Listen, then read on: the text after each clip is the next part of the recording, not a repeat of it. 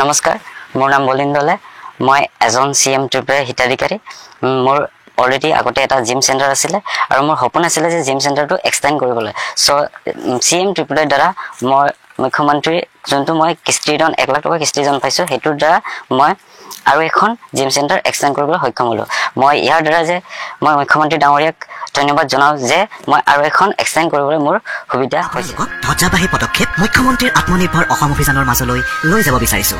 নতুন অসমত যুৱ সমাজ কেৱল চাকৰি বিচৰাতে সীমাবদ্ধ নাথাকে, বৰঞ্চ তেওঁলোক হৈ পৰিছে চাকৰি প্ৰদানকাৰীও। মাননীয় মুখ্যমন্ত্ৰী ডক্টৰ হিমন্ত বিশ্ব শৰ্মাৰ দূৰদৰ্শী নেতৃত্বত মুখ্যমন্ত্ৰীৰ আত্মনিৰ্ভৰ অসম অভিযানে নতুন ৰূপত লিখিছে অসমৰ বিকাশৰ কাহিনী। 1.06 লাখতকৈও অধিক আবেদন দাখিল আৰু 81,200 অনুষ্ঠিত সাক্ষাৎকাৰৰ সৈতে মুখ্যমন্ত্ৰীৰ আত্মনিৰ্ভৰ অসম অভিযান 2.0 সঁহাৰি অত্যন্ত আশাব্যঞ্জক।